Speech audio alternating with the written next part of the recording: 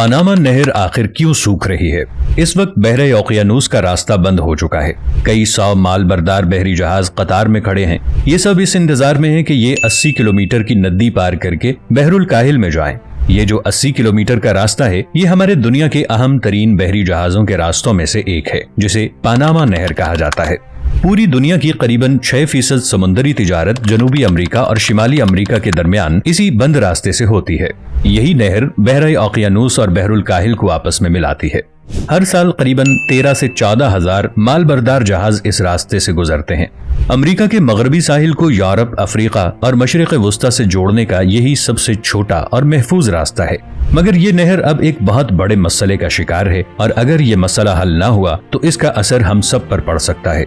Engineering کی شاہکار اس نہر کے ساتھ آخر ایسا کیا ہوا جو اس کی بربادی کی وجہ بن سکتا ہے؟ آئیے جانتے ہیں اس سوال کا جواب ہماری آج کی اس ویڈیو میں۔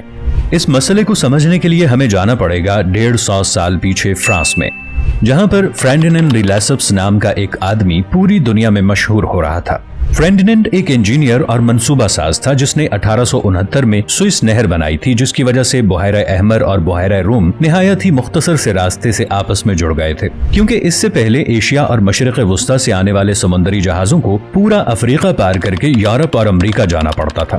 یہ عالمی تجارت کے لیے ایک اہم موڑ تھا، اور اسی کامیابی سے پر امید ہو کر فرینڈینڈ نے فیصلہ کیا کہ وہ سوئس نہر کی طرح بحیرہ اوقیانوس اور بحر الکاہل کو بھی ایک نہر بنا کر آپس میں جوڑ دے گا، کیونکہ اس وقت امریکہ کی مشرقی ساحلی پٹی سے چلنے والے سمندری جہازوں کو پورا جنوبی امریکہ پار کر کے جنوب مغربی امریکہ، ایشیا اور مغربی شمالی امریکہ تک جانا پڑتا تھا۔ یہ تقریباً 20,000 کلومیٹر کا فاصلہ بنتا تھا، جس کو کم کرنے کے لیے ایک ہی طریقہ تھا کہ پاناما میں ایک مصنوعی دریا بنایا جائے، جس کے ذریعے سمندری جہاز آسانی سے بحیرہ اوقیانوس سے بحر الکاہل اور بحر الکاہل سے بحیرہ اوقیانوس میں آ سکیں۔ فرینڈینڈ کو لگتا تھا کہ سوئس نہر کی طرح وہ یہ نہر بھی آسانی سے بنا لے گا، مگر اس کا یہ اندازہ غلط تھا۔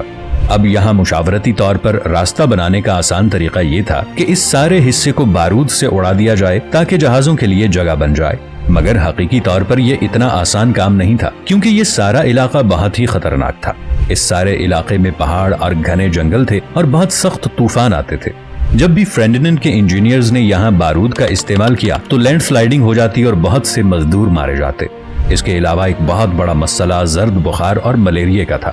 یہ سارا راستہ صاف کرنے کی کوشش میں 8 سال لگ گئے، قریباً 20,000 مزدور مارے گئے، اور اسی لیے پاناما نہر کو The World's Deadliest Construction Project in the Human History کہا جاتا ہے۔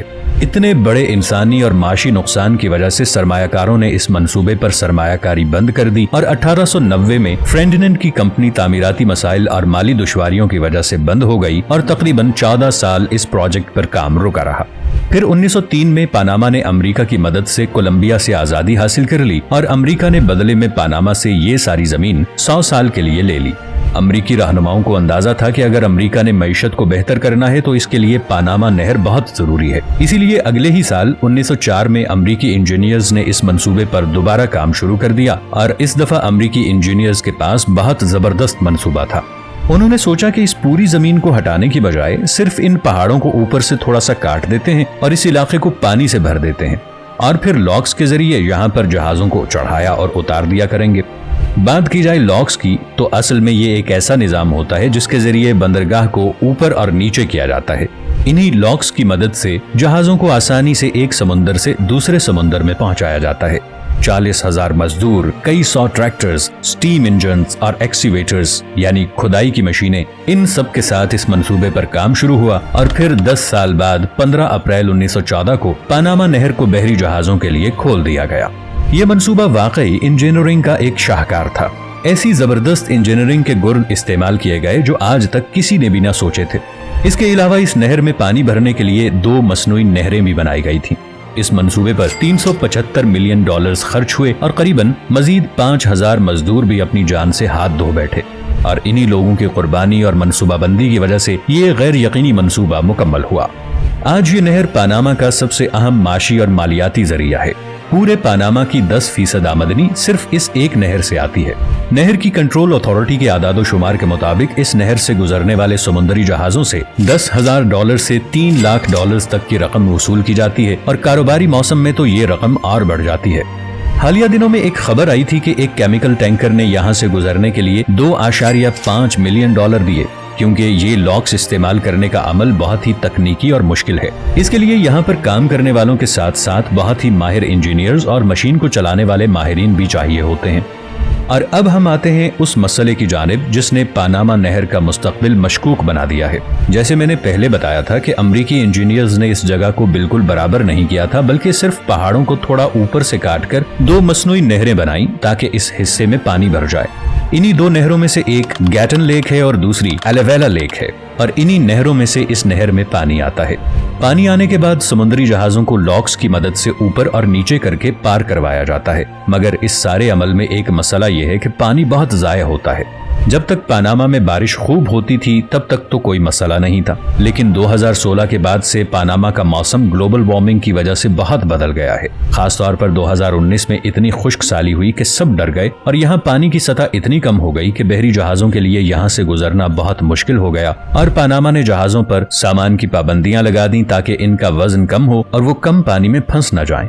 और फिर सितंबर 2023 में पानामा की हुकूमत ने यहाँ पर रोजाना की बुनियाद पर पाबंदियां लगा दी कि यहाँ से रोजाना 32 से ज्यादा समुद्री जहाज नहीं गुजर सकेंगे, और नतीजतन इस नहर के सामने माल बरदार बहरी जहाजों की कतारें लग गई हैं। इन पाबंदियों के बावजूद मसला हल नहीं हो पा रहा, क्योंकि बारिश की शदीद कमी हो चुकी है। 2023 1953 के बाद से पानामा में दूसरा सबसे ज्यादा खुश्क साली वाला साल था। बारिश न होने की वजह से ये नहरें तेजी से खुश्क होती जा रही हैं और पानामा के लिए मुश्किलात बढ़ती जा रही हैं। हाल ही में पानामा की हुकूमत ने एक और मंसूबे का ऐलान किया है, जिसमें इस नहर के मगरबी हिस्से में एक और छोटा सा डैम बना दिया जाएगा, जिसे एक 8 किलोमीटर की सुरंग के जरिए से गैटन लेक से मिलाया जाएगा, ताकि ये पानी इन खुश्क होती हुई नहरों तक पहुंचाया जा सके। लेकिन इस दौरान इन जहाजों के लिए एक और रास्ता भी है, और वो है शिमाली रास्ता। जैसे जैसे ग्लोबल वार्मिंग की वजह से मौसम गर्म हो रहा है और बर्फ पिघल रही है, ये रास्ता बहरी जहाजों के मालिकान की तवज्जो का मरकज बनता जा रहा है, और इसीलिए बहुत से ममालिक की नजरें अब इस रास्ते में आने वाले ग्रीनलैंड पर भी हैं। चाइना, रशिया, यूएसए और सारी दुनिया के तमाम ताकतवर ममालिक ग्रीनलैंड पर अपना कब्जा जमाना चाहते हैं। मगर इसकी वजह सिर्फ ये बहरी जहाजों के लिए शिमाली रास्ता नहीं है, बल्कि ग्रीनलैंड अपने अंदर बहुत से खजाने छुपाए हुए है, जो आहिस्ता आहिस्ता बाहर आ रहे हैं।